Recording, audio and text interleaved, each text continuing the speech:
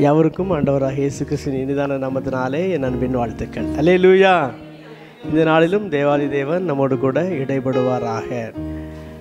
ரகசியம் என்கிற தலைப்பில் கர்த்தருடைய வார்த்தை உங்களுக்கு நான் கொடுக்க போகிறேன். அல்லேலூயா. என்ன தலைப்பு?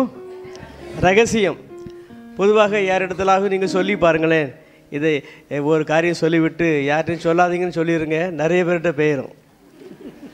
அதே போல தான் இயேசுவும் ரகசியம் என்று சொல்லிவிட்டு எல்லாவற்றையும் நம்மோடு அவர் சொல்லிவிடுகிறார். கரங்களை திட்டாண்டு வகைப்படுத்தலாமா? நம்மை போல தான் அவரும், அவரை போல தான் நாமும். நம்ம ரகசியம் என்று சொல்லுகிறோம், எல்லோரும் சொல்லிவிடுகிறார்கள். அவரும் ரகசியம் என்று தெரிவித்துவிட்டு அதை நமக்கு அறிவித்து விடுகிறார். மீண்டும் ஒரு முறை கரங்களை திட்டாண்டு வகைப்படுத்துவோம். அல்லேலூயா. சில காரியங்களை வேகமாக நாம் கற்றுக்கொள்வோம். பாயிண்ட் நம்பர் 1, 1 கொரிந்தியர் 2ஆம் அதிகாரம் 7ஆம் வசனத்திலிருந்து வாசிக்க கேட்கலாம். 1 கொரிந்தியர் 2ஆம் அதிகாரம் 7ஆம் வசனத்திலிருந்து வாசிக்கலாம். உலக தோற்றத்திற்கு முன்னே தேவன் நம்முடைய மகிமைக்காக, வார்த்தை கவனிங்க, தம்முடைய மகிமைக்காக அல்ல, நம்முடைய மகிமைக்காக ஏற்படுத்தினதும் மறைக்கப்பட்டதுமாயிருந்த ரகசியமான தேவ ஞானத்தையே பேசுகிறோம். நல்ல கவனிங்க. தேவன் நம்முடைய மகிமைக்காக அநேக காரியங்களை அவர் ஏற்படுத்தி வைத்திருக்கிறார். அது அவருடைய ரகசிய ஒரு ஞானம். அல்லேலூயா. தேவனுக்கு ஒரு ஞானம் இருக்கிறது.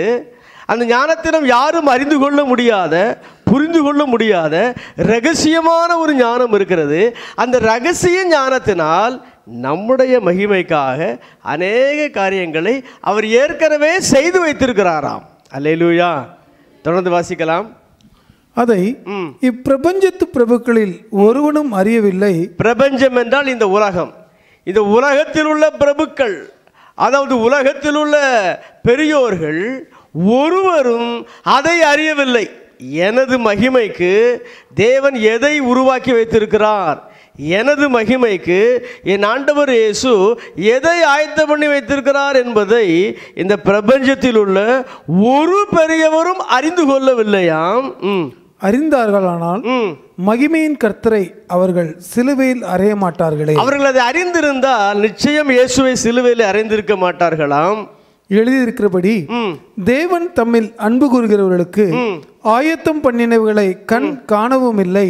நாம் அவரிடத்தில் அன்பு கூறுகிறபடியினால் அவர் நமக்கு ஆயத்தம் பண்ணி வைத்திருக்கிறதை நம்முடைய கண்களால் பார்க்க முடியாத, காது கேட்கவும் இல்லை, காதுகளால் கேட்க முடியாத, அவைகள் மனுஷனுடைய இருதயத்தில் தோன்றவும் இல்லை. மனுஷனுடைய இருதயத்தில் தோன்றாத நமக்கோ தேவன் அவைகளை தமது ஆவியினாலே வெளிப்படுத்தினார். நல்லா கவனிங்க. கண்களால் காண முடியாத, காதுகளால் கேட்டிராத, இருதயத்திலே தோன்றியிராத அநேக காரியங்களை நமது மகிமைக்காக தமது ரகசிய ஞானத்தினால் அவர் அதை ஆயத்தம் பண்ணி வைத்திருக்க இந்த பிரபஞ்சத்தில் உள்ள பெரியோர்கள் அதை அறிந்து கொள்ளவில்லை. ஆனால் அவருடைய ஆவியினாலே அவர் நமக்கு அதை எல்லாவற்றையும் தெளிவுபடுத்தி இருக்கிறாராம். கரங்களை தட்டி மகிமைப்படுத்துவோம். அல்லேலூயா. தொடர்ந்து வாசிக்க கேட்கலாம். நமக்கோ தேவன் அவைகளை தமது ஆவியினாலே வெளிப்படுத்தினார். நமக்கோ தேவன் தமது ஆவியினாலே அதை நமக்கு வெளிப்படுத்தினார். அந்த ஆவியானவர் எல்லாவற்றையும் தேவனுடைய ஆழங்களையும் ஆராய்ந்திருக்கிறார். மனுஷனுள்ள ஆவியே இன்றி மனுஷரில் எவன் மனுஷனுக்குரியவைகளை அறிவான்? அப்படி போல தேவனுடைய ஆவியே இன்றி ஒருவனும் தேவனுக்குரியவைகளை அறிய மாட்டான். மனுஷர்களுக்குள்ளே இருக்கிற ஆவி மனுஷர்களுக்குரிய சகல காரியங்களையும் அறிந்து கொள்ள உதவும். தேவ ஆவி நமக்குள் இருந்தால் தேவனுக்குள் இருக்கிற அவர் ஆயத்தம் பண்ணி வைத்திருக்கிற அவருடைய ரகசிய ஞானத்தினால் நமது மகிமைக்காக ஆயத்தம் பண்ணி வைத்திருக்கிற எல்லாவற்றையும் அறிந்து கொள்ள முடியும். அதற்குத்தான் தேவாவி. அந்த தேவாவியைத்தான் நமக்குள் அவர் தந்து தமது ரகசியங்களை எல்லாம் வெளிப்படுத்தி இருக்கிறாராம். அல்லேலூயா. நல்ல கவனிங்க. இந்த உலகத்தில் உள்ள எவ்வளவோ பெரியவர்களை நாம் பார்க்கிறோம். ஏன் சொல்கிறேன்னா, இந்த பிரபஞ்சத்தில் உள்ள எவ்வளவு பெரியவர்களாக இருந்தாலும் எனது மகிமைக்காக தேவன் எதை ஆய்ந்து பண்ணி வைத்திருக்கிறார் அதை அறிந்து கொள்ள முடியவில்லை. மாறாக தேவ ஆவியானவர் நமக்குள் வந்துவிட்டால் எனது மகிமைக்காக எதை ஆய்ந்து பண்ணி வைத்திருக்கிறார் என்பதை நான் அறிந்து கொள்ள முடியும். அல்லேலூயா. ஒரு சில காரியங்களை மட்டும் வேகமாக முன் வைக்கிறேன் பாருங்களேன். வெளிப்படுத்தின விசேஷம் 2ஆம் அதிகாரம் 7ஆம் வசனம். வெளிப்படுத்தின விசேஷம் 2ஆம் அதிகாரம் 7ஆம் வசனம். ஆவியானவர் சபைகளுக்கு சொல்லுகிறதை காதுள்ளவன் கேட்க கடவன். ஜெயம் கொள்ளுகிறவன் எவனோ, ஜெயம் கொள்ளுகிறவன் எவனோ அவனுக்கு தேவனுடைய பரதீசின் மத்தியில் இருக்கிற ஜீவ விருட்சத்தின் கனியை புசிக்க கொடுப்பேன் என்றெழுது. புசிக்க கொடுப்பேன். நல்ல கவனிங்க. எனக்கு கூட ரொம்ப நாளைக்கு முன்னால் ஒரு எண்ணம் உண்டு. இந்த ஆதாம் ஏவாள் இருக்கிற இடத்துல நான் இருந்தால் இந்த பாவம் செய்யாமல் தொடர்ந்து அந்த ஜீவ விருட்சத்தின் கனியை சாப்பிட்டு கொண்டே இருக்கலாமே. அந்த இடத்துல நான் இருந்தால் நானும் செய்திருப்பேன். அது ஒரு பக்கம் இருக்கட்டும். ஆனால் ஒன்றை நாம் அறிந்து கொள்கிறோம். அன்றைக்கு தான் அந்த ஜீவ விருட்சத்தின் கனியை அவர்கள் இழந்தார்கள். இன்று வரைக்கும் நாம் அதை பெற முடியவில்லை. இது அப்படியே ஒன்றுமில்லாமல் போய்விடக்கூடிய காரியம் கிடையாது. அவர் நம்முடைய மகிமைக்காக தமது இரகசிய ஞானத்தினால் ஆயத்தம் பண்ணி வைத்திருக்கிற காரியங்களில் ஒன்று, நாம் பரதீசுக்கு செல்வோம்.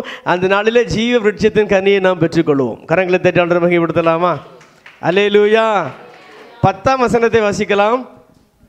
நீ படப்போகிற பாடுகளை குறித்து எவ்வளவும் பயப்படாதே. இதோ நீங்கள் சோதிக்கப்படும் பொருட்டாக பிசாசானவன் உங்களில் சிலரை காவலில் போடுவான். 10 நாள் உபத்திரப்படுவீர்கள். ஆகிலும் நீ மரணபரியந்தம் உண்மையாயிரு. அப்பொழுது ஜீவ கிரீடத்தை உனக்கு தருவேன். ஜீவ கிரீடத்தை உனக்கு நான் தருவேன். வேடிக்கையான ஒரு காரியத்தை சொல்லுகிறேன் பாருங்க. ஆனால் உண்மை. இப்படி நான் சொல்லுகிற பொழுது உங்களுக்கே சிரிப்பு வந்துவிடும். சரிதானா? இப்போ என்னுடைய பாடி ஸ்ட்ரக்சரை நீங்கள் பார்க்குறீங்க. என்னுடைய உயரம் பருமன் எல்லாம் வச்சு நீங்கள் பார்க்குறீங்க. நான் கல்லூரி படிக்கும் நாட்களில் எனக்கு ஒரு ஆசை உண்டு. என்ன ஆசை தெரியுமா? இள வயதில் இருக்கும் பொழுதே கர்த்தருக்குள் வளர்க்கப்பட்டவன் தான், பரிசுத்தாவினால் நிரப்பப்பட்டவன் தான், முழுவதும் ஊழியம் செய்ய வேண்டும் என்கிற ஆர்வம் உள்ளவன் தான். ஆனால் இன்னொரு பக்கத்தில் நான் சொல்கிற காரியம் பாருங்கள், ரொம்ப சிரிப்பாக இருக்கும்.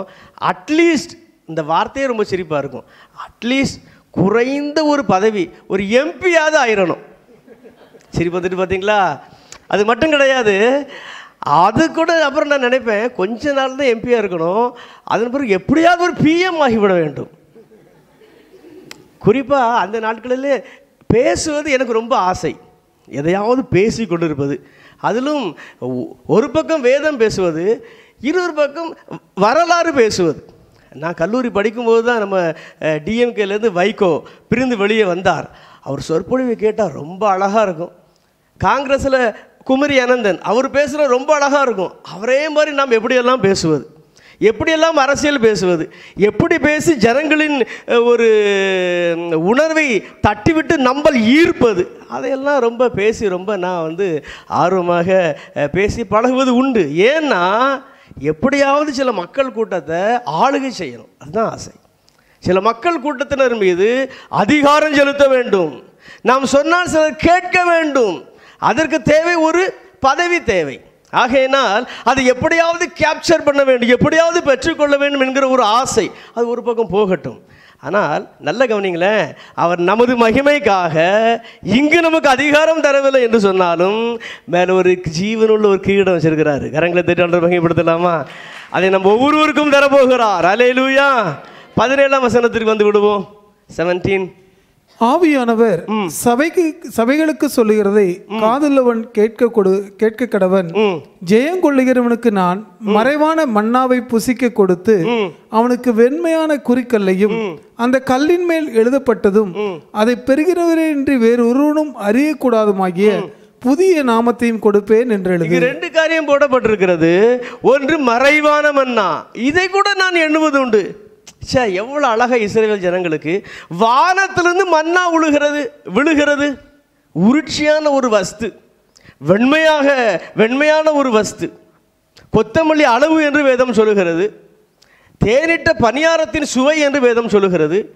தேவதூதர்கள் அதைத்தான் சாப்பிடுவார்களாம். அவர்கள் சாப்பிடக்கூடிய அந்த மன்னாவை இவர்கள் சாப்பிட்டார்களே, இன்றைக்கு அது போன்ற ஒரு உணவு நமக்கு இல்லையே என்று நான் எண்ணுவது உண்டு. ஆனால் இப்பொழுது நான் எண்ணுகிறேன், பரலோக ராஜ்யத்தில் அவர் நமக்கு மறைக்கப்பட்டிருக்கிற மனித ஞானத்திற்கு அப்பாற்பட்ட அவருடைய ரகசிய ஞானத்தினால் ஒரு நல்ல ஒரு மன்னாவை வைத்திருக்கிறார். கரங்களை தட்டி ஆண்டவரை மகிமைப்படுத்துவோம். அல்லேலூயா. அந்த வேத பக்கத்தில் இன்னொரு காரியத்தை நாம் பார்க்கிறோம். புதிய நாமம், புதிய ஒரு பெயர். நம்ம ஒவ்வொருவருக்கும் ஒவ்வொரு பெயர் இருக்கிறது. பரலோக ராஜ்யத்துக்கு நாம் செல்லும் பொழுது புதிய நாமத்தை நமக்கு தருகிறாராம். அது என்ன புதிய நாமம்? கொஞ்ச நேரம் கழித்து நான் உங்களுக்கு அதை காண்பித்து கொடுக்கிறேன். இப்போ 3ஆம் அதிகாரத்திற்கு வந்து விடுவோம். 26ஆம் வசனம். ஜெயம் கொண்டு முடிவு பரியந்தும் என் கிரியைகளை கை கொள்கிறவனோ அவனுக்கு நான் என் பிதாவினிடத்தில் அதிகாரம் பெற்றது போல ஜாதிகள் மேல் அதிகாரம் கொடுப்பேன். ஏற்கனவே சொன்ன பார்த்தீங்களா, யாரையாவது ஆளுகை செய்யணும், நமக்கு கீழே ஒரு 10 பேராவது இருக்கணுங்கிற ஆசை எனக்கு உண்டுன்னு. பொதுவாக எல்லாருக்கும் அந்த ஆசை இருக்கத்தான் செய்கிறது. மேலே போன ஜாதிகளின் மீது ஒரு அதிகாரம். அல்லேலூயா. அங்கே ஒரு ரூலிங் ஆண்டர் வச்சிருக்கிறார். இப்போ அடுத்த அதிகாரத்துக்கு வந்துடும். 3ஆம் அதிகாரத்திற்கு வந்து விடுவோம். 5ஆம் வசனம். ஜெயம் கொள்ளுகிறவனோ அவனுக்கு வெண் வஸ்திரம் தரிப்பிக்கப்படும், ஜீவ புஸ்தகம். பாருங்களேன், இதுவும் இன்னொரு ஒரு ஆசை தான். பொதுவாக நான் பிறப்பதற்கு முன்பதாகவே ஒரு கர்த்தருடைய ஊழியத்தை செய்ய வேண்டும் என்று தான் பெற்றோர்கள் ஒப்பு கொடுத்தார்கள். அதிலும் அவர்களின் ஒரு எண்ணம் என்னென்னா, எங்கள் சிஎஸ்ஐ டயசிஸில் ஒரு போதகராக மாறிவிட வேண்டும். எனக்கும் அங்கி போடுறதுக்கு ரொம்ப ஆசை. நானும் கிட்டத்தட்ட 11th ஸ்டாண்டர்ட் வரைக்கும் அங்கி போட்டிருந்தேன். சரிதானே? அங்கி போட்டிருந்தேன். இப்போவும் அங்கி போடுவதற்கு ஆசை தான். சரிதானே? அவர் நல்லா நீங்கள் கவனித்து பாருங்களேன். அங்கி போட்டால் ரொம்ப அழகாக இருக்கும். ரொம்ப எனக்கு உண்மையில் அதில் ஒரு அனாதி பிரியம் உண்டு. சரிதானா? இன்னொரு பக்கம் பாருங்களேன். சரி, ஓகே, ஒரு 11th ஸ்டாண்டர்ட் வரைக்கும் அங்கி போட்டோம், இப்போ அங்கி போடலை. சரிதானா? ஆனால் ஒரு நாள் அவருடைய ராஜ்யத்திற்கு போகிறோம். அவரை போலவே நிலையங்கி அவர் நமக்கு தரப்போகிறார். கரங்களை தெரியாததை வகைப்படுத்துவோம். அல்லேலூயா. சரி, 12ஆம் வசனத்திற்கு வந்துடலாமா? 12. ஜெயம் கொள்ளுகிறவனோ எவனோ அவனை என் தேவனுடைய ஆலயத்தில் தூணாக்குவேன். தேவனுடைய ஆலயத்திலே தூணாக்குவேன். இந்த இடத்துல ஒரு பில்லர் கூட இல்லை. பரவாயில்ல. சில ஆலயங்களை பாருங்க, நிறைய பில்லர் இருக்கும். பில்லரை தட்டி விட்டுட்டு ஆலயம் கீழே விழுந்துடும். அப்படி தானே? பில்லருடைய ஒரு ஸ்ட்ரென்த்தில் தான் மேலே உள்ள அந்த பில்டிங்கே நிற்கு. அப்படி என்றால் நம்மில் அநேகரை அல்லது நம்மில் பலரை அல்லது நம்மில் சிலரை இல்லைன்னா நம்மில் எல்லாரையுமே நல்ல கவனிங்க, அவர் தன்னுடைய ராஜ்யத்திலே அவருடைய ஆலயத்திலே சாதாரணமாக ஒரு ஓரத்தில் அல்ல, தூண்களை போல வைக்க போகிறாராம். கரங்களை தேடி ஆண்டவரை மகிமைப்படுத்தலாமா? அல்லேலூயா. தொடர்ந்து வாசிக்கலாம். அதனின்று அவன் ஒரு காலம் நீங்குவதில்லை. என் தேவனுடைய நாமத்தையும் என் தேவனால் பரலோகத்தில் பாருங்களேன், தேவனுடைய நாமத்தையும் அப்புறம் என் தேவனால் பரலோகத்திலிருந்து இறங்கி வருகிற புதிய எருசலேமாகிய என் தேவனுடைய நகரத்தின் நாமத்தையும். இரண்டாவது பாருங்க, பரலோகத்திலிருந்து இறங்கி வருகிற புதிய எருசலேமாகிய நகரத்தின் நாமத்தையும் என் புதிய நாமத்தையும் அவன் மேல் அடுத்தது என்னுடைய நாமத்தையும். இயேசு சொல்றாரு, தேவனுடைய நாமத்தையும் பிதாவாகிய தேவனுடைய பெயரையும் பரலோகத்திலிருந்து இறங்கி வருகிற புதிய எருசலேம் அந்த நகரத்தின் பெயரையும் இயேசுவாகி என்னுடைய பெயரையும் உங்கள் மேல நான் எழுதுவேன். ஏற்கனவே நான் சொன்னேன், நமக்கு ஒரு புதிய நாமம் கொடுக்கப்பட போகிறது, புதிய பெயர் கொடுக்கப்பட போகிறது. அது என்ன பெயர்? கொஞ்சம் நேரம் கழித்து சொல்லுகிறேன் என்று சொன்னேன். இதுதான், இந்த இடத்துல தான் அதுக்கு பதில் இருக்கு. தேவனுடைய பெயரை, புதிய எருசலேமாகிய நகரத்தின் பெயரை, இயேசுவின் பெயரை நமக்கு சூட்டுகிறாராம். அல்லேலூயா. எல்லாவற்றுக்கும் சிகரமாக ஒரு காரியத்தை பாருங்களேன். 21ஆம் வசனத்திலிருந்து வாசிக்கலாம். நான் ஜெயம் கொண்டு என் பிதாவினுடைய சிங்காசனத்தில் அவரோட கூட உட்கார்ந்தது போல. இயேசுவாகிய நான் ஜெயம் கொண்டு என் பிதாவாகிய சிங்காசனத்தில் அவரோட கூட உட்கார்ந்தது போல, அவரோடு கூட உட்கார்ந்தது போல ஜெயம் கொள்ளுகிறவன் எவனோ. இப்ப இயேசு சொல்றார், ஜெயம் கொள்ளுகிறவன் எவனோ அவனும் என்னுடைய சிங்காசனத்தில், அவன் என்னுடைய சிங்காசனத்தில் என்னோட கூட உட்காரும்படிக்கு அருள் செய்வேன். உட்காரும்படிக்கு அருள் செய்வேன். இப்ப இயேசு சொல்றாரு, என்னுடைய ரகசிய ஞானத்தினால் நான் உங்களுடைய மகிமைக்காக ஆயத்தம் பண்ணி இருக்கிற மகிமையான காரியம் என்ன? நான் என்னுடைய சிங்காசனத்திலே உங்களையும் உங்களையும் உங்களையும் என்னையும் அவர் உட்கார பண்ண போகிறார். அவர் சிங்காசனத்தில். அல்லேலூயா. இப்போமே எனக்கு ரொம்ப சந்தோஷமாக தான் இருக்குது. சரி, எதுக்குன்னா பாருங்கள், நம்ம டாக்டர்ஸ் 2 பேர் இருக்கிறாங்க, அவங்க பக்கத்தில் நான் இருக்கிறேனே, சந்தோஷமாக தான் இருக்குது. ஆனால் வருகின்ற நாட்களில் நமக்கு இருக்கிற ஒரு மகிமை, நமக்கு வரப்போகிற ஒரு மகிமை, தேவனுடைய மகிமை நாம் நன்கு அறிந்திருக்கிறோம், அது ஒரு பக்கம் இருக்கட்டும். நமக்கு வரப்போகிற ஒரு மகிமை அவருடைய ரகசிய ஞானத்தினால் திட்டமிடப்பட்டிருக்கிறது. அவர் உட்கார்ந்திருக்கிற அதே சிங்காசனத்திலே நாமும் உட்கார போகிறோம். மீண்டும் ஒரு முறை கரங்களை தட்டி ஆண்டவரை மகிமைப்படுத்துவோமா? அல்லேலூயா. பட்டணத்து வீதியெல்லாம் சுத்த பொன்னாமே, பட்டணத்து வீதியெல்லாம் சுத்த பொன்னாமே, அங்கே ஆடுவோரும் பாடுவோரும் கோடா கோடியே, அங்கே பாடுவோரும் ஆடுவோரும் கோடா கோடியே. மாட்சி மிகு மோட்ச நகர் மகிமையன் சொல்வேன், மாட்சி மிகும் மோட்ச நகர் மகிமையன் சொல்வேன், அந்த மங்களம் சென் மாளிகைக்கு என்று சேருவேன், அந்த மங்களம் செய் மாளிகைக்குள் என்று சேருவேன். முத்துமயமாய் விளங்கும் பட்டணமது, முத்துமயமாய் விளங்கும் பட்டணமது, நமது முன்னோரெல்லாம் போயிருக்கும் பட்டணமது, நமது முன்னோரெல்லாம் போயிருக்கும் பட்டணமது. மாட்சி மிகும் மோட்சமிகும் மகிமையன் சொல்வேன், மாட்சி மிகும் மோட்ச நகர் மகிமையன் சொல்வேன், அந்த மங்களம் சென் மாளிகைக்குள் என்று சேருவேன், அந்த மங்களம் சென் மாளிகைக்குள் என்று சேருவேன். பாயிண்ட் நம்பர் 2, 1 கொரிந்தியர் 14ஆம் அதிகாரம் 2ஆம் வசனத்திலிருந்து வாசிக்கலாம். 1 கொரிந்தியர் 14ஆம் அதிகாரம் 2ஆம் வசனம்.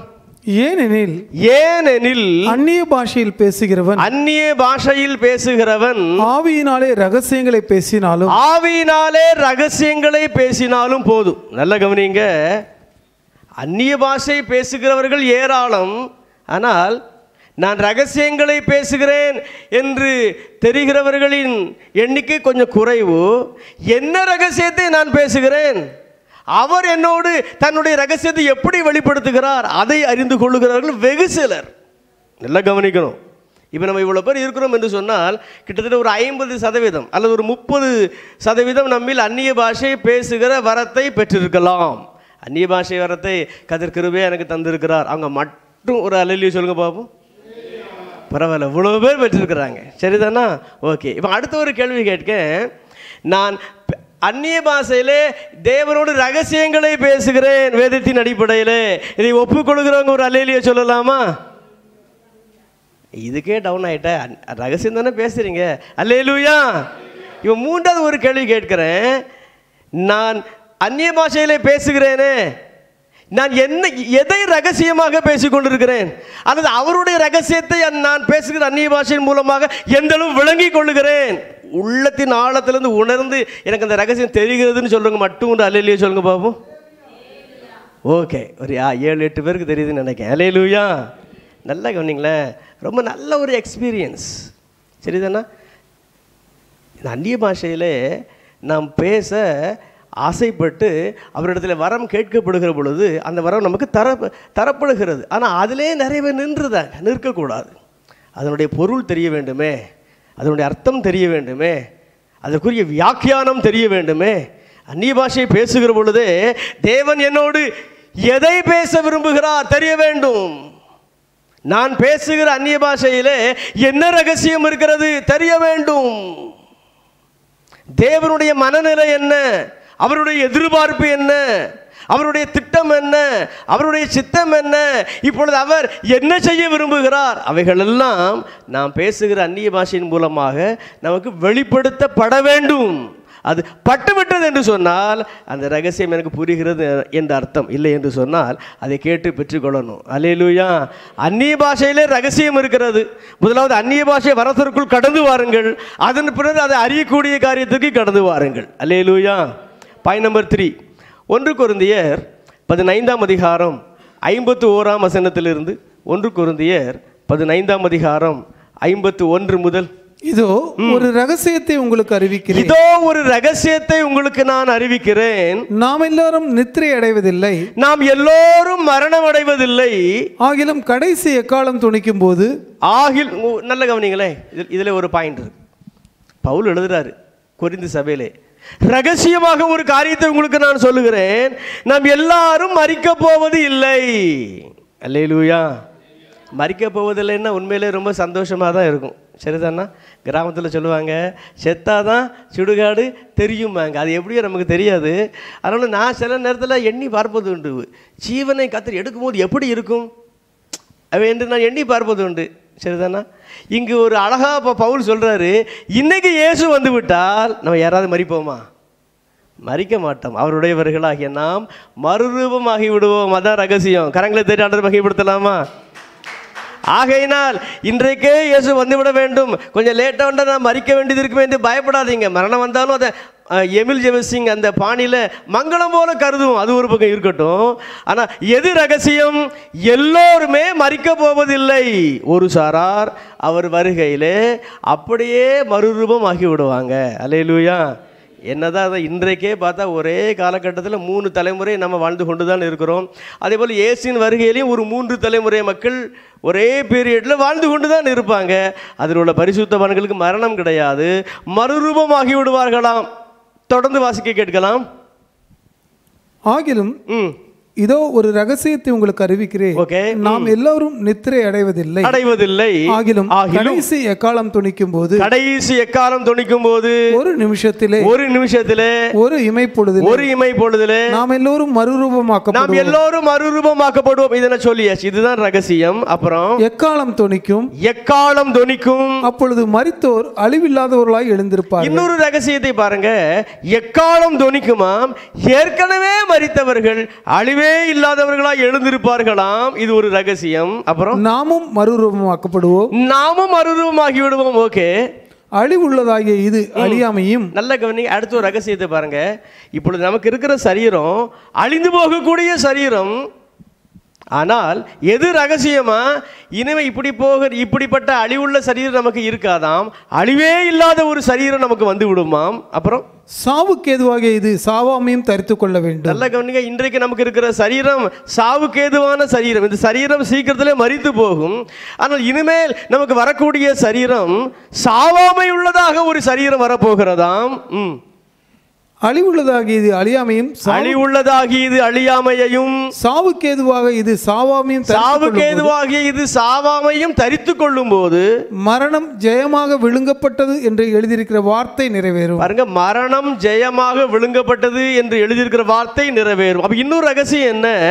மரணம் ஜெயமாக விழுங்கப்பட போகிறது. இன்னைக்கு மரணம் தான் நம்மை விழுங்கி கொண்டிருக்கிறது. ஆனால் நாள் ஒன்று வரப்போகிறது. தேவனுடைய ரகசியம் என்ன? இந்த மரணத்தை ஜெயமாக நாம் விழுங்க போகிறோம். எப்படி? அழிவே இல்லாத சரீரம் நமக்கு வந்து விடுகிற பொழுது, சாவாமையுள்ள சரீரம் நமக்கு வந்து விடுகிற பொழுது ஆட்டோமேட்டிக்காக நம் மூலமாக மரணம் ஜெயமாக விழுங்கப்பட்டு விடும். அல்லேலூயா. தொடர்ந்து வாசிக்கலாம். மரணமே உன் கூர் எங்கே? பாதாளமே உன் ஜெயம் எங்கே? மரணத்தின் கூர் பாவம், பாவத்தின் பலன் நியாயப்பிரமாணம். நம்முடைய கர்த்தராகிய இயேசு கிறிஸ்துவினாலே, இதை கொஞ்சம் கவனிங்களேன், நம்முடைய கர்த்தராகிய இயேசு கிறிஸ்துவினாலே நமக்கு ஜெயம் கொடுக்கிற தேவனுக்கு ஸ்தோத்திரம். பொதுவாக இந்த ஜெயம் கொடுக்கிற தேவன், இந்த வார்த்தை எப்படி பயன்படுத்தப்படும் தெரியுமா? எனக்கு கொஞ்சம் ஞாபகம் வருது. சரிதானா? அதனால் நான் பாடுறேன், ஒன்றும் தப்பாக நினைக்காதீங்க. ஜெயம் கொடுக்கும் தேவனுக்கு கோடி கோடி ஸ்தோத்திரம், அற்புதம் செய்பவர், என்னை காப்பவர், நம்பிக்கை தேவனே, உண்மை தேவனே, உறங்குவதில்லையே, என்னை காப்பவர், உறங்குவதில்லையே, ஜெயம் கொடுக்கும் தேவனுக்கு கோடி கோடி ஸ்தோத்திரம். ஓகே, இப்போ நான் பாடினேன் பார்த்தீங்களா? ஜெயம் கொடுக்கும் தேவன். அதில் என்னெல்லாம் பாடினேன்? அற்புதம் செய்கிறார், அதனால ஜெயம் கொடுக்கிற தேவனாம். என்னை காக்கிறாராம், அதனால ஜெயம் கொடுக்கிற தேவனாம். அவர் உண்மையான தேவனாம், அதனால ஜெயம் கொடுக்கிற தேவனாம். இப்படி ஒவ்வொரு வரையும் வாசித்து பாருங்களேன். எனக்கு ஞாபகம் வந்தது, அதான் ஒவ்வொரு வரையும் விட்டு விட்டு அப்படி பாடினேன். சரிதானா? ஆனால் இந்த வேத பகுதி வாசித்து பார்க்குறோமே, அதில் ஒன்றுமே அங்கே காணோம். இவர் ஜெயம் கொடுக்கிற தேவனம் எதுக்கா? நல்லா கவனிங்க. எதுக்கா? இதை ஒரு ரகசியத்தை நான் உங்களுக்கு அறிவிக்கிறேன்.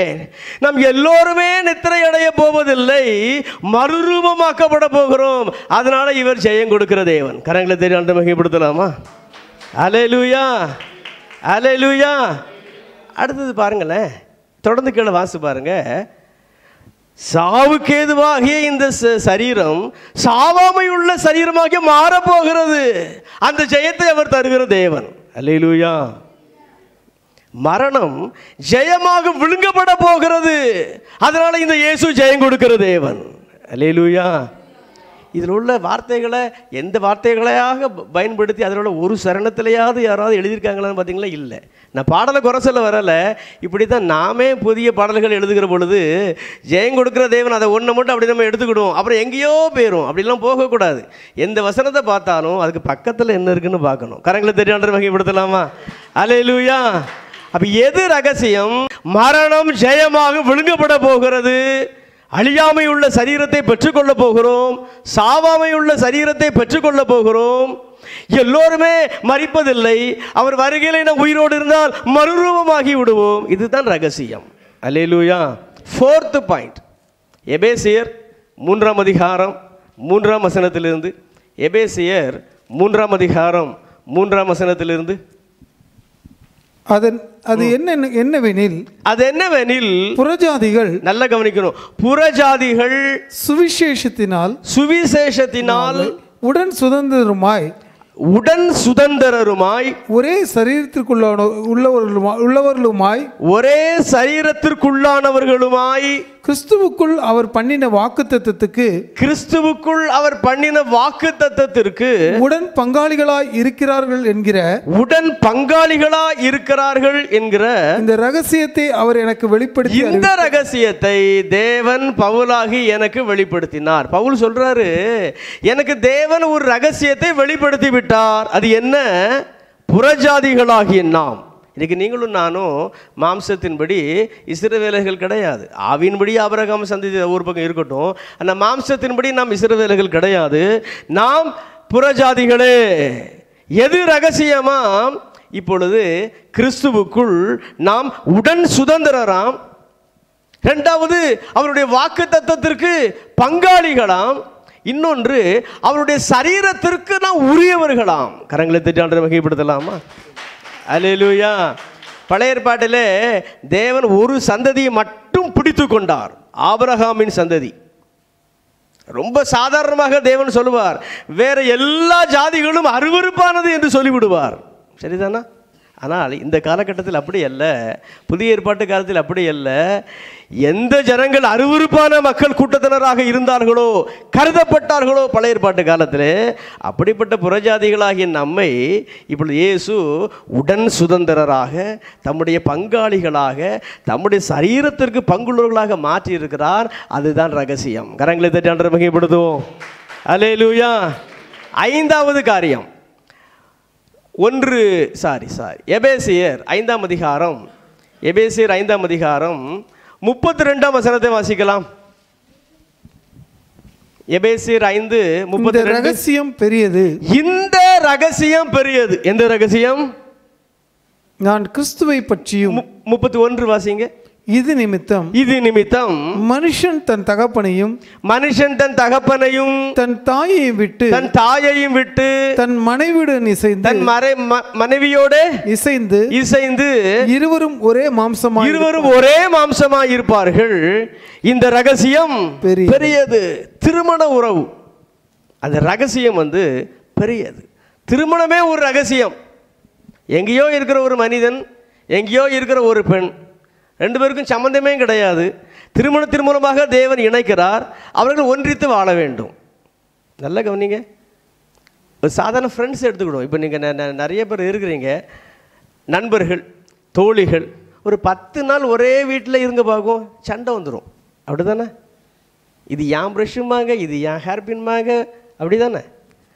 ஆனால் ஒரு மனிதனோ ஒரு பெண்ணோ எங்கெங்கோ இருக்கிறாங்க, சரிதானா? ஒரு 30 வயதில் கல்யாணம் ஆகிறது என்று சொன்னால், 80 வருடத்தில் மரணம் வருகிறது என்று சொன்னால், 50 வருடம் சேர்ந்தே வாழணும். அது ஒரு பெரிய ரகசியம். கரங்களை தெரியாண்டு வகைப்படுத்தலாமா? அல்லேலூயா. நிறைய பேர் இந்த ரகசியமான திருமண வாழ்விலே ஃபெயில் ஆயிடுறாங்க. இல்லை என்றால் சண்டை போட்டுக்கொண்டே வாழ்கிறாங்க. உங்களில் பலர் கூட இந்த ஏஞ்சல் ஹார்ட் சென்டரில் இருக்கலாம், சரிதானா?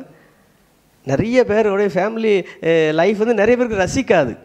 நிறைய பேருக்கு நல்லா இருக்கிற மாதிரி தான் தெரியும், பக்கத்து வீட்டருக்கு அப்படி தான் தெரியும். ஆனால் பார்த்தோன்னா சர்வசாதாரணமாக ஒரு மாதம் கணவனும் மனைவியும் பேசாமல் இருப்பாங்க, சரிதானா?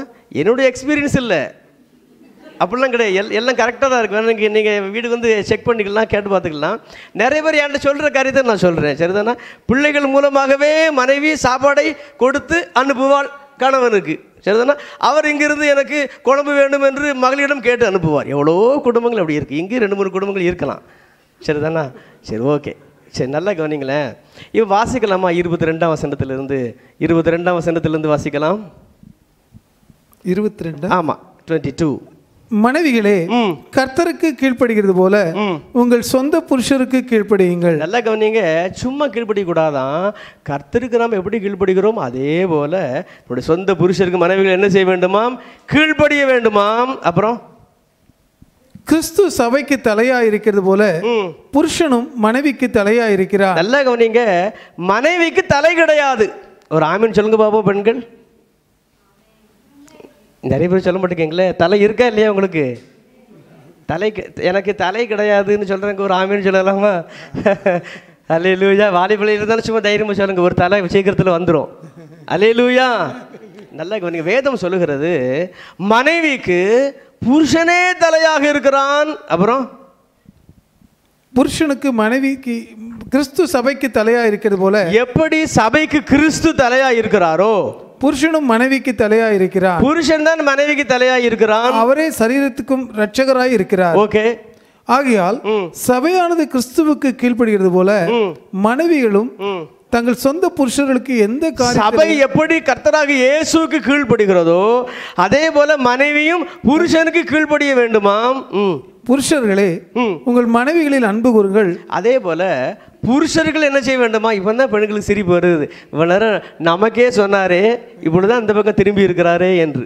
சரி, இப்போ புருஷர்களுக்கு வேதம் சொல்லுகிறது மனைவியிடத்தில் அன்பு கூற வேண்டுமாம்.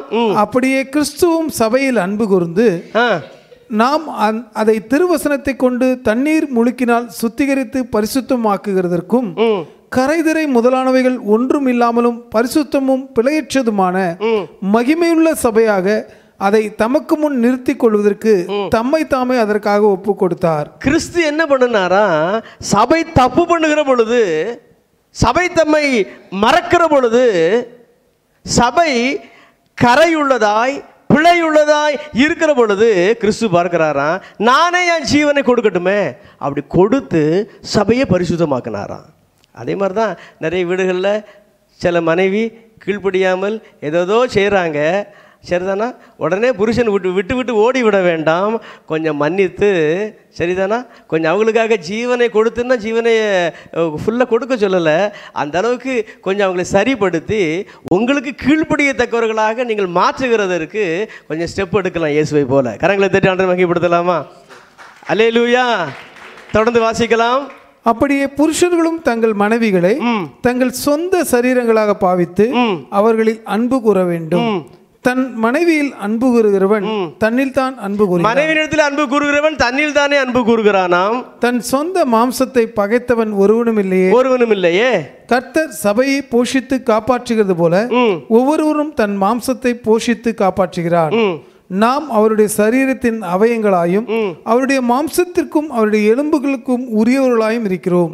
இது நிமித்தம் மனுஷன் தன் தகப்பனையும் தன் தாயையும் விட்டு தன் மனைவியுடன் இசைந்து இருவரும் ஒரே மாம்சமாய் இருப்பார்கள்.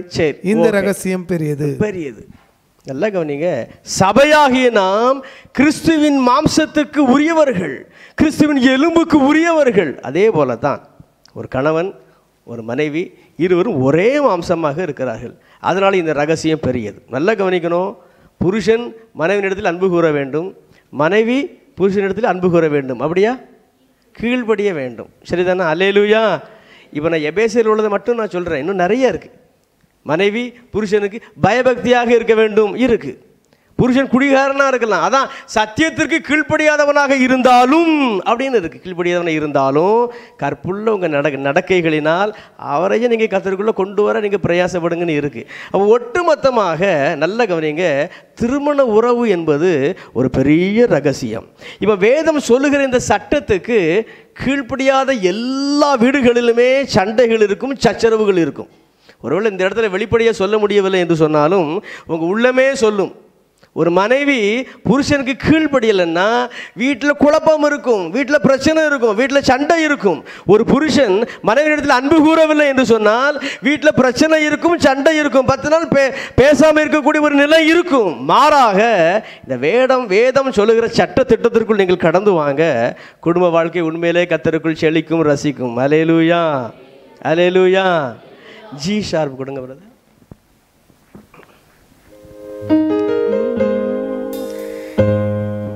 Jesus. Okay. Hallelujah, hallelujah, hallelujah.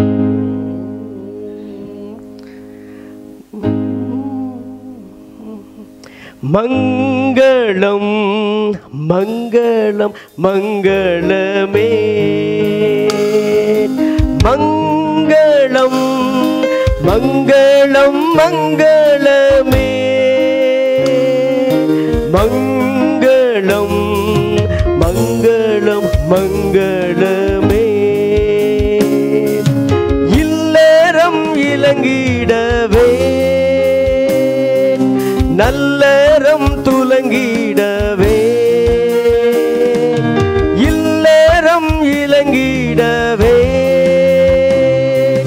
நல்லறம் துலங்கிடவே. வல்லவர் வான்பரன் வழிகாட்டும் பாதையில் பல்லாண்டு வாழ்ந்திடவே.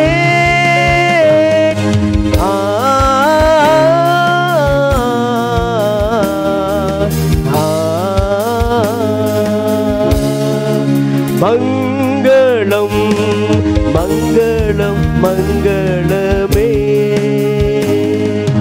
மங்களம் மங்களம் மங்களமே, மங்களம் மங்களம் மங்களமே. எத்தனை காரியம் சொல்லியிருக்கேன் ரகசியத்தில்? 5 சொல்லியிருக்க மாட்டானே, சொல்லிட்டனோ? ஓகே, சரி. 6 எபேசியர் 6ஆம் அதிகாரம் 19-20. எபேசியர் 6:19-20. சுவிசேஷத்திற்காக சங்கிலியால் கட்டப்பட்டிருக்கிற ஸ்தானாதிபதியாகிய நான் நல்ல கவனிங்க.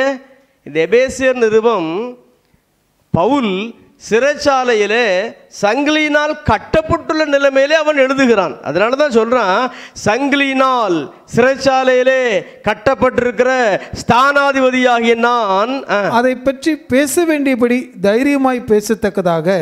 எதை பற்றி? சுவிசேஷத்தையா?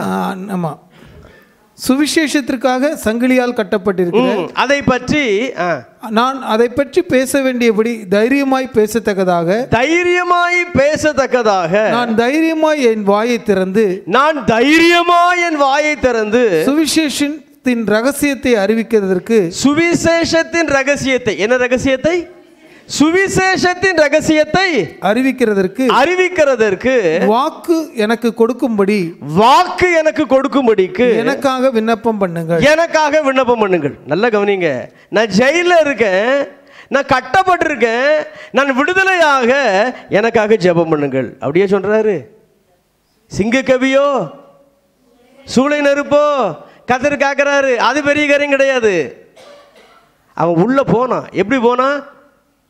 உள்ளே போட்டால் கூட பரவாயில்லையா, நான் ஜெபம் பண்ணுவையா. அதுதான் பாயிண்ட், அதுதான் கிளைமேக்ஸ். நல்லா கவனிக்கணும். சிங்க கவியில் நான் இருந்தாலும் கர்த்தர் காத்துக்கொள்வார். அது பாடுவது எளிது. ஆண்டவரே, சிங்க கவியில் போடப்பட்டாலும் நான் யார் என்ன சொன்னாலும் ஜெபம் பண்ணுவேன் ஆண்டவரே. அப்படி ஜெபம் பண்ணுவது தான் நல்ல காரியம். கரங்களை தெரியாத வகைப்படுத்தலாமா? அல்லேலூயா.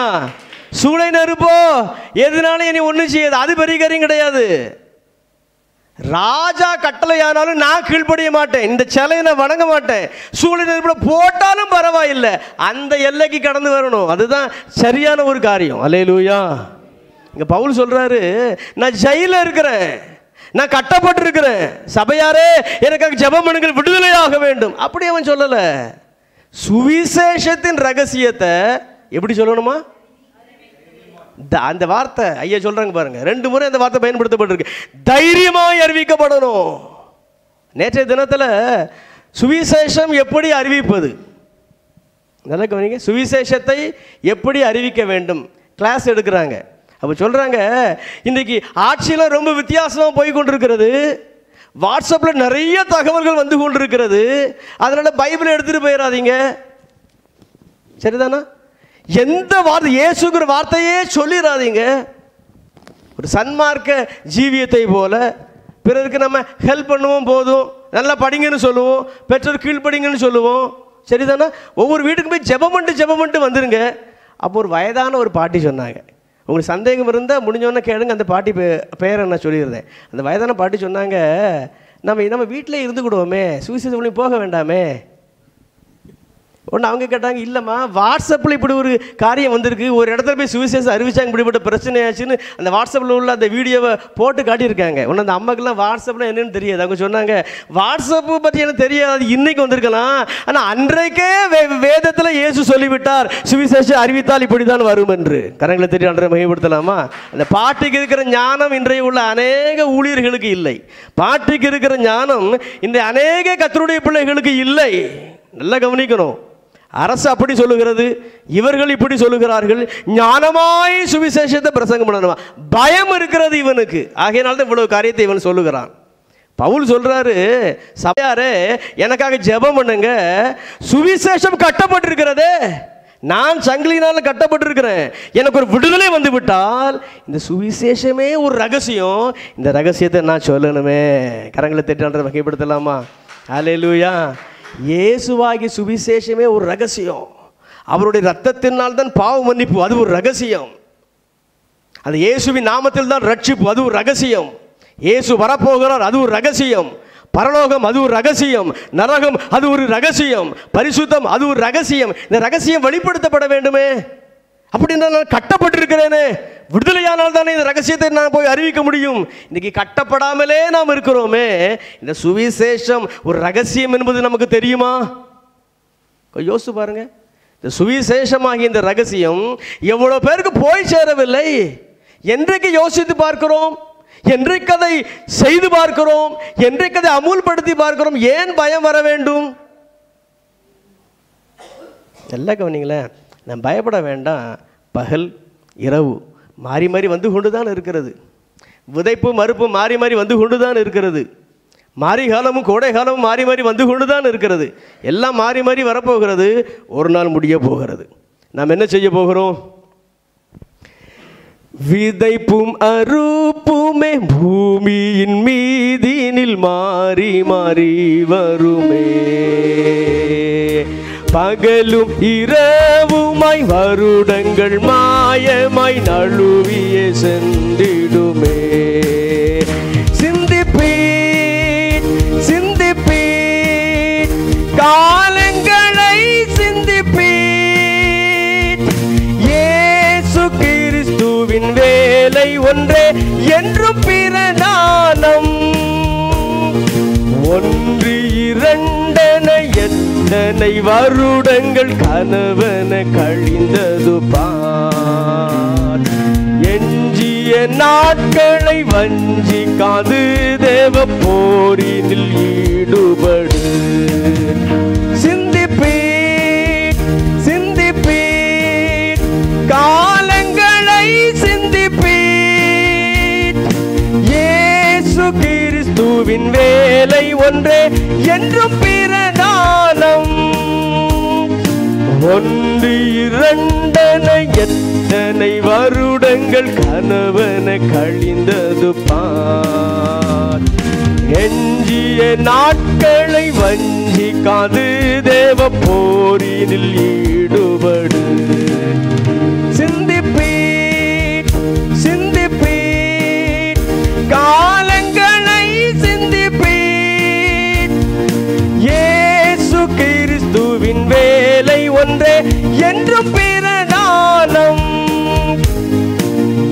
பாடுகள் நடுவினில் வாய்ப்புகள் உனக்காக எத்தனை நாட்கள் உண்டு.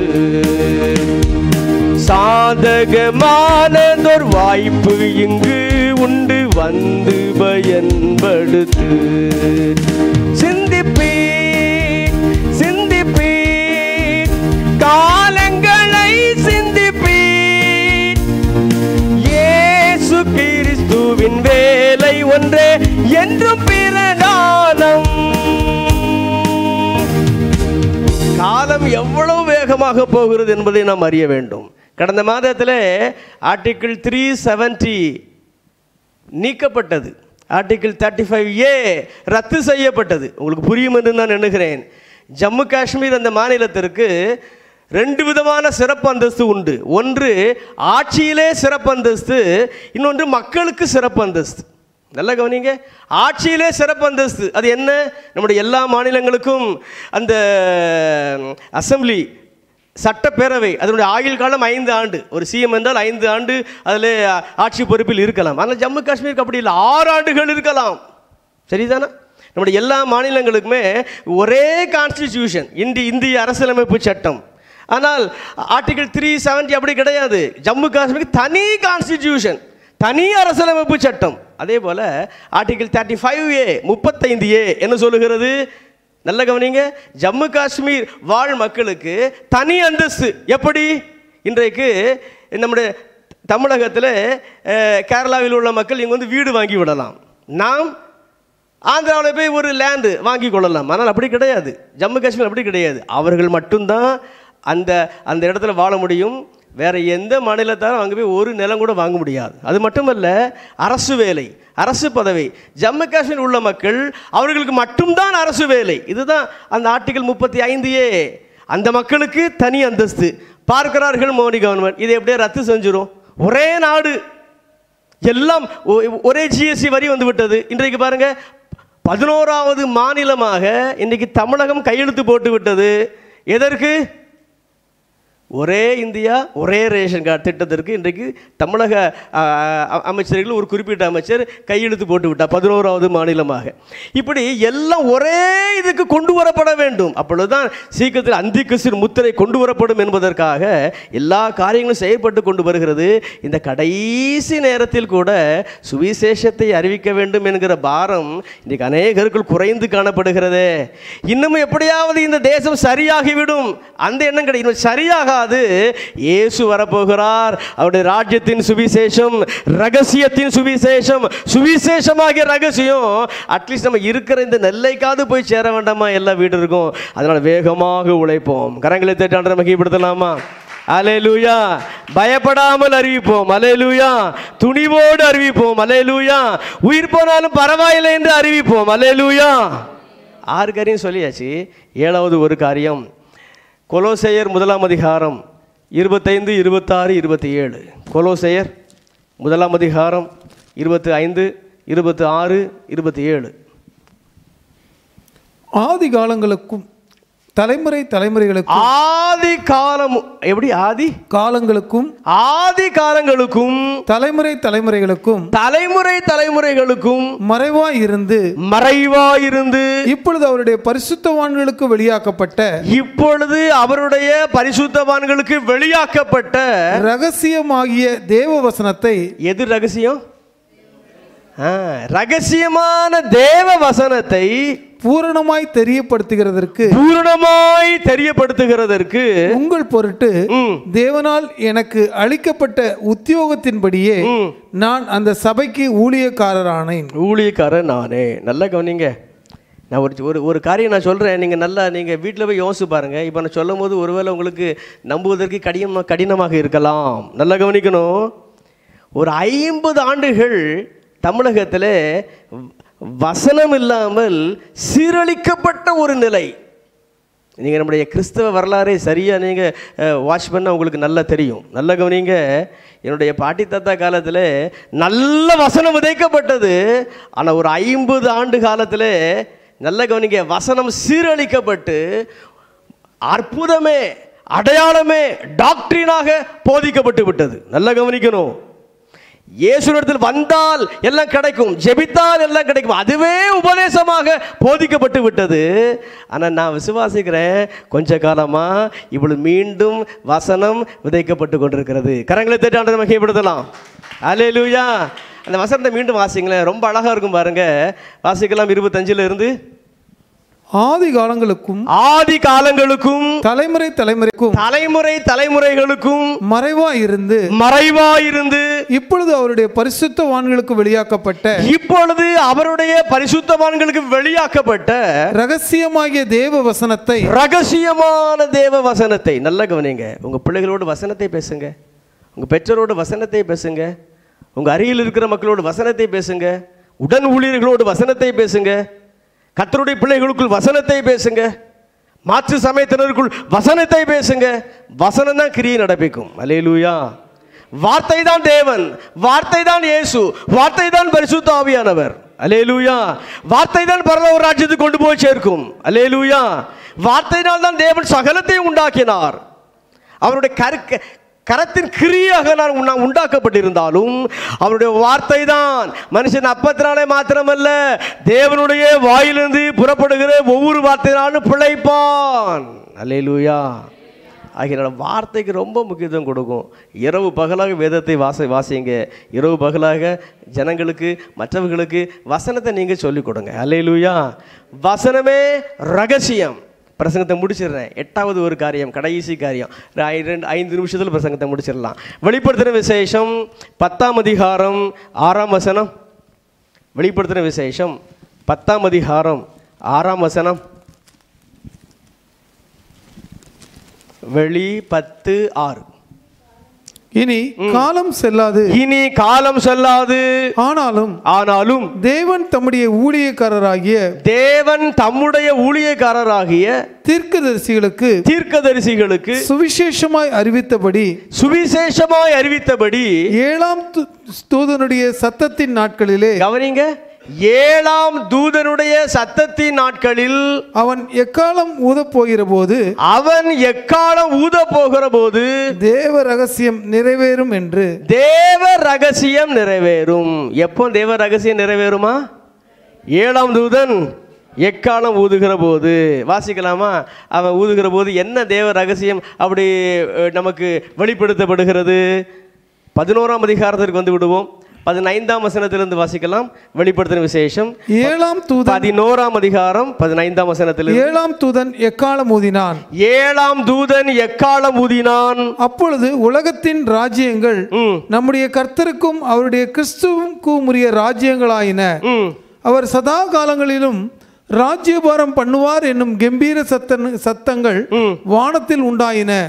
அப்பொழுது தேவனுக்கு முன்பாக தங்கள் சிங்காசனங்கள் மேல் உட்கார்ந்திருந்த 24 மூப்பர்களும் முகங்குப்புற விழுந்து, இருக்கிறவரும் இருந்தவரும் வருகிறவருமாகிய சர்வவல்லமையுள்ள கர்த்தராகிய தேவனே, உம்மை ஸ்தோத்தரிக்கிறோம். தேவரீர் உமது மகா வல்லமையை கொண்டு ராஜ்யபாரம் பண்ணுகிறீர். ஜாதிகள் கோபித்தார்கள், ராஜரிகம் பண்ணுகிறீர். நல்ல கவனிங்க. எது ரகசியமா? இந்த உலகத்தில் உள்ள எல்லா ராஜ்யங்களும் கலைக்கப்படும்.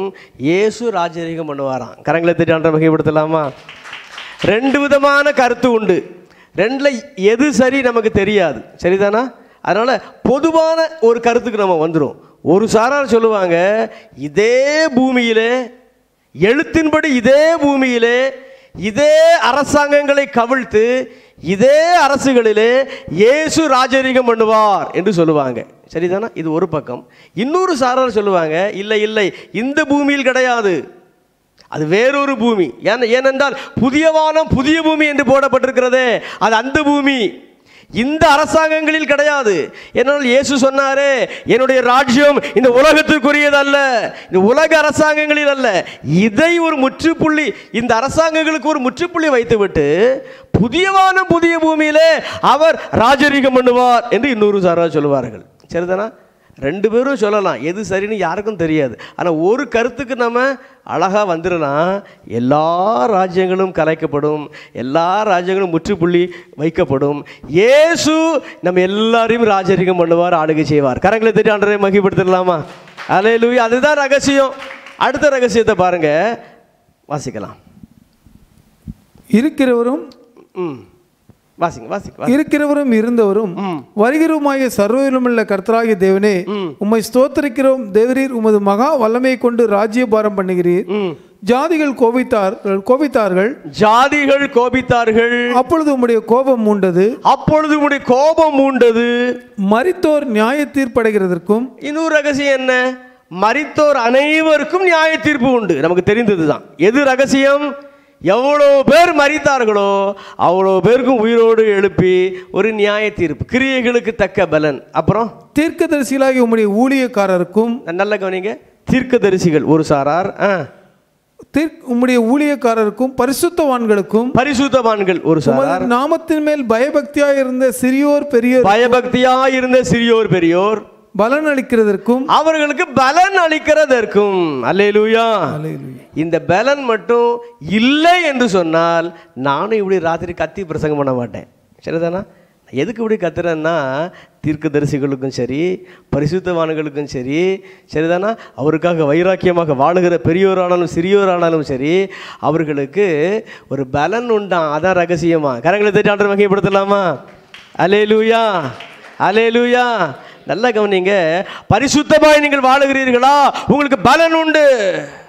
தேவனுடைய பிள்ளைகளாக வாழுகிறீர்களா? பலன் உண்டு உங்களுக்கு. தீர்க்கதரிசிகளாக வாழுகிறீர்களா? பலன் உண்டு உங்களுக்கு. அல்லேலூயா. தொடர்ந்து வாசிக்கலாம். பூமியை கெடுத்தவர்களை கெடுக்கிறதற்கும். அது மட்டும் இல்ல, இந்த பூமியை கெடுத்தவங்க இருக்காங்க பாருங்க. பாவத்தினால் தங்களுடைய சரீரத்தை கெடுத்தவங்க, பாவத்தினால் உலகையே கெடுத்தவங்க, பாவத்தில் குடும்பத்தை கெடுத்தவங்க, அவங்களையும் தேவன் கெடுத்து நரகத்தில் தூக்கி போட்டுருவாராம். கரங்களை உயர்த்தி ஆமேன்னு சொல்லலாமா? அது ரகசியம்தான். அல்லேலூயா. தொடர்ந்து வாசிக்கலாம். காலம் வந்தது என்று சொல்லி தேவனை தொழுது கொண்டார்கள். அப்பொழுது பரலோகத்தில் தேவனுடைய ஆலயம் திறக்கப்பட்டது. அவருடைய ஆலயத்தில் அவருடைய உடன்படிக்கையின் பெட்டி காணப்பட்டது. அப்பொழுது மின்னல்களும் சத்தங்களும் இடி முழக்கங்களும் எல்லாம் புறப்பட்டது. பூமி எதிர்ச்சியும் பெரும் கல்மழையும் உண்டாயின. அல்லேலூயா, அல்லேலூயா. 8 ரகசியங்களை நாம் பார்த்தோம். ஒன்று, நல்ல கவனிங்க, அவர் நமது மகிமைக்காக பரலோகத்திலே ஒரு 7 காரியங்களை வைத்ததாக நான் சொல்லியிருக்கிறேன். சரிதானா? அவருடைய ரகசிய ஞானத்தினால், சரிதானா, ஜீவக்கிரீடம், வெண்வஸ்திரம், அவருடைய 7 காரியத்தை நான் சொன்னேன். அது தேவ ஆவியினால் அந்த ரகசியத்தை அவர் நமக்கு வெளிப்படுத்தினதனால் அதை நாம் அறிந்திருக்கிறோம். அல்லேலூயா. 2வது எது ரகசியம்? அந்நிய பாஷை ஒரு ரகசியம் என்று நான் சொன்னேன். 3வது எது ரகசியம்? மரணம் ஒரு ரகசியம். அல்லேலூயா. 4வதாக புறஜாதிகளாகிய நாம் அவருடைய சரீரத்திற்குள்ளாக அவருக்கு உடன் பங்காளிகளாக மாற்றப்பட்டிருக்கிறோமே, அது ஒரு ரகசியம். 5வதாக நான் சொன்னேன், குடும்பம் ஒரு ரகசியம், திருமணம் ஒரு ரகசியம். 6வதாக நான் சொன்னேன், சுவிசேஷமே ஒரு ரகசியம். ரகசியமாக சுவிசேஷத்தை எடுத்து சொல்லணும். சங்கிலினால் கட்டப்பட்டிருக்கேன், நான் விடுதலையாக ஜெபம் பண்ணுங்க. எதுக்கு? சுவிசேஷமாக ரகசியத்தை எடுத்து சொல்லணும். அடுத்தது அவன் சொல்றான். அடுத்த ரகசியத்தை நம்ம பார்க்குறோம். தேவனுடைய வசனமே ரகசியம். அல்லேலூயா.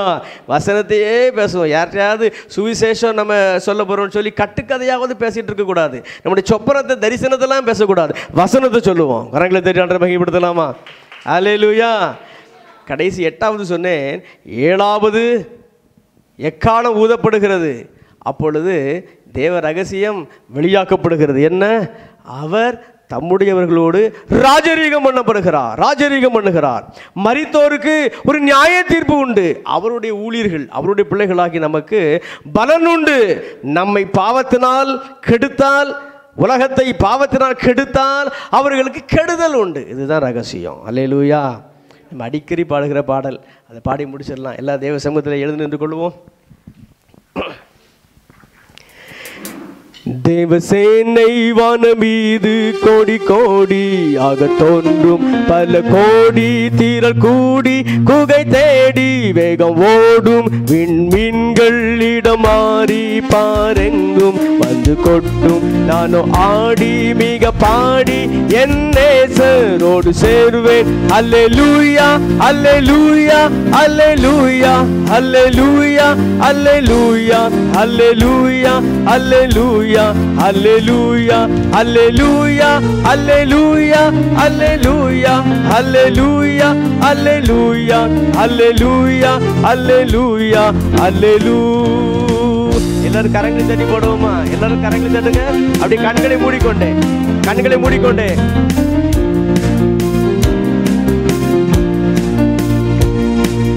கண்டம் தன்னில் ஆளும் ஆட்சியாவும் மற்ற போகும்.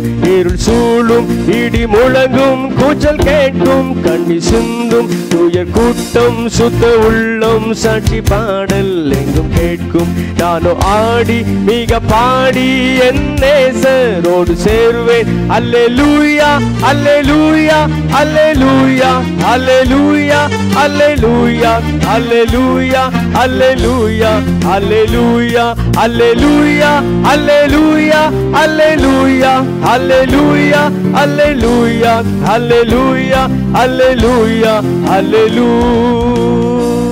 கடல் குமுறும், கரை உடையும், கப்பல் கவிழும், பெரும் நாசம், போக்குவரத்து யாவும் நிற்கும். இனி உலகம் என்பதில்லை, வாக்கு மாறா வேதம் கூறும், வார்த்தை யாவும் நிறைவேறும். நானோ ஆடி மிக பாடி என் நேசரோடு சேர்வேன். அல்லேலூயா அல்லேலூயா அல்லேலூயா அல்லேலூயா அல்லேலூயா அல்லேலூயா அல்லேலூயா அல்லேலூயா அல்லேலூயா அல்லேலூயா அல்லேலூயா அல்லேலூயா அல்லேலூயா அல்லேலூயா அல்லேலூயா அல்லேலூயா. எல்லாரும் வாய்களை திறந்து கரங்களை தட்டி உங்க ரகசியங்களை வசனத்தின் ஊடாக எங்களுக்கு பார்க்க கிருபை தந்தீங்களா ஆண்டவரே. கரங்களை தட்டி வாய்களை திறந்து ஆண்டவரே ஸ்தோத்திரம் பண்ணுங்க. ஹல்லேலூயா. ரகசியம் தான், ஆனா தேவ ஆவியானவர் எங்களுக்கு வெளிப்படுத்தினீரே. உமக்கு நன்றி ஆண்டவரே, உமக்கு நன்றி ஆண்டவரே, உமக்கு ஸ்தோத்திரம் ஆண்டவரே. எஸ், கர்த்தருடைய மகிமை பலமாய் நம் மத்தியிலே காணப்படுகிறது. கிறிஸ்து இயேசு நம் நடுவிலே உலாவுகிறார். கர்த்தருடைய வார்த்தை நம்முடைய இருதயத்திலே விதைக்கப்பட்டு கொண்டிருக்கிறது. நன்றி ஆண்டவரே, நன்றி ஆண்டவரே. எனக்காக உங்க ரகசிய ஞானத்தினால் என்னுடைய மகிமைக்காக பரலோகத்தில் இவ்வளவு காரியத்தை ஏற்படுத்தி வச்சிருக்கீங்களா ஆண்டவரே. நான் அதை பெற்றுக்கொள்ள பிரயாசப்பட கிருபை தாங்க ஆண்டவரே. உங்க கிருபையினால நான் அதை பெற்றுக்கொள்ள எனக்கு கிருபை தாங்க ஆண்டவரே, கிருபை தாங்க ஆண்டவரே. எவ்வளவு நாள் ரகசியத்தை அந்நிய பாஷையின் மூலமாக நான் பேசினாலும் அந்த ரகசியம் எனக்கு தெரியாமலேயே நான் வாழ்வது ஆண்டவரே. இன்னைக்கு அந்த விளக்கத்தை எனக்கு தாங்க ஆண்டவரே. அந்த வியாக்கியான வரம் என்கிற கிருபை இன்னைக்கு தாங்க ஆண்டவரே. இப்படி ஒரு வல்லமை இறங்கி வருகிறது. பெற்றுக்கொள்ளுங்க, பெற்றுக்கொள்ளுங்க. யாருக்கு அந்த வியாக்கியான வரம் இல்லையோ பெற்றுக்கொள்ளுங்க. ஒரு வியாக்கியான வரம் கடந்து வருகிறது.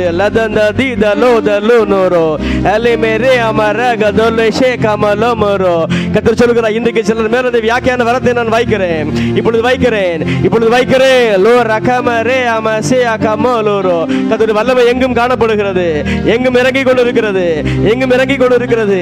இன்னும் அபிஷேகத்தையே நான் பெறலை ஆண்டவரே என்று சொல்லுங்க. இப்ப கேளுங்க, இன்னும் அந்நிய பாஷை வரத்தை கூட நான் பெறலை ஆண்டவரே. கேளுங்க, கேளுங்க, உங்களுக்கு என்ன வேணுமோ கேளுங்க. நன்றி ஆண்டவரே, நன்றி ஆண்டவரே, நன்றி ஆண்டவரே. எல்லாரும் மேல கர்த்தருடைய ஆவியானவர் வல்லமை இறங்கி கொண்டிருக்கிறது. அந்நிய பாஷை வர வேணுமா கேளுங்க, வியாக்கியான வர வேணுமா கேளுங்க, தீர்க்க தரிசன வர வேணுமா கேளுங்க, ஞானம் அறிவு இவைகளை போதிக்கக்கூடிய வர வேணுமா கேளுங்க, கேளுங்க. நன்றி ஆண்டவரே, நன்றி ஆண்டவரே. புறஜாதிகளாக எங்களை உமக்கு பங்காளிகளாக மாற்றிய அந்த ரகசியத்திற்காக உமக்கு நன்றி ஆண்டவரே. என் குடும்பத்தையே ஒரு ரகசியமாக வச்சிருக்கீங்களா ஆண்டவரே. கணவன் மனைவி நான் சரியா வாழ ஒப்பு கொடுக்கிற கிருபை தாங்க ஆண்டவரே, கிருபை தாங்க ஆண்டவரே, கிருபை தாங்க ஆண்டவரே. ஆண்டவரே, உங்க சுவிசேஷமாகிய ரகசியத்தை, உங்க வசனமாகிய ரகசியத்தை நான் புரிந்து கொள்ள என்னோடு பேசினீரே. உமக்கு நன்றி ஆண்டவரே. 7ஆம் தூதன் எக்காலம் ஊதுகிற பொழுது என்னென்ன ரகசியங்கள் நடக்கும் என்பதை காண்பித்து கொடுத்தீரே. உமக்கு நன்றி ஆண்டவரே, உமக்கு நன்றி ஆண்டவரே. மீண்டும் ஒருமுறை எல்லாரும் கரங்களை தட்டி ஆண்டவரை மகிமைப்படுத்தலாமா? ஹல்லேலூயா. நன்றி ஆண்டவரே, நன்றி ஆண்டவரே, நன்றி ஆண்டவரே. எங்கள் தேவன், எங்கள் இயேசு, எங்கள் பரிசுத்த ஆவியானவர் எங்களை திட்டப்படுத்துவீராக, எங்களை தைரியப்படுத்துவீராக ஆண்டவரே. கட்டுகளானாலும் சரி ஆண்டவரே, மரணமானாலும் சரி ஆண்டவரே, அச்சுறுத்தலானாலும் சரி ஆண்டவரே, சகல அதிகாரம் எனக்கு கொடுக்கப்பட்டிருக்கிறது என்று சொன்ன கர்த்தராகிய இயேசுவே, உமக்கு கீழ்ப்படி கீழ்ப்படிந்து சுவிசேஷமாகி இந்த ரகசியத்தை அநேகருக்கு கொண்டு செல்ல எனக்கு பலன் தாங்க ஆண்டவரே. ஒரு 10 வினாடி ஜெபம் பண்ணுங்க. எனக்கு பலன் தாங்க ஆண்டவரே. சுவிசேஷமாகிய ரகசியத்தை அநேகருக்கு கொண்டு போய் சேர்க்க எனக்கு பலன் தாங்க ஆண்டவரே. உங்க சாட்சியாக நிற்க பலன் தாங்க ஆண்டவரே. ப்ளீஸ் பலன் தாங்க ஆண்டவரே. கர்த்தருடைய கரம் அநேகர் மேல வைக்கப்படுகிறது. கர்த்தருடைய கரம் அநேகர் மேல வைக்கப்பட்டு கொண்டு இருக்கிறது. பரிசுத்த ஆவியானவரின் பலன் கடந்து வருகிறது. இயேசுவின் நாமத்தில் உண்மையை சொல்லுகிறேன். பெந்தேகோஸ்தே நாளிலே இறங்கிய அபிஷேகம் இப்பொழுது கடந்து வருகிறது. அச்சுறுத்தல்களுக்கு, பயமுறுத்தல்களுக்கு, மிரட்டல்களுக்கு, கொல்லப்படுதலுக்கு, ஆத்துமாவை கொல்ல வல்லவர்களாயிராமல் சரீரத்தை மாத்திரம் அழிக்க வல்லமை உள்ளவர்களுக்கு பயப்படாதிருக்கிற ஒரு தைரியம் உங்களுக்கு கடந்து வருகிறது. அல்லேலூயா. மீண்டும் ஒருவரை கரங்களை தட்டி ஆண்டவரை மகிமைப்படுத்திடலாமா? அல்லேலூயா. எங்கள் தேவனே, உங்க நாமத்துக்கு மகிமை கொண்டு வருகிற நல்ல பாத்திரங்களாக எங்களை தொடர்ந்து எடுத்து பயன்படுத்துங்க. இயேசுவின் நாமத்தில் பிதாவே.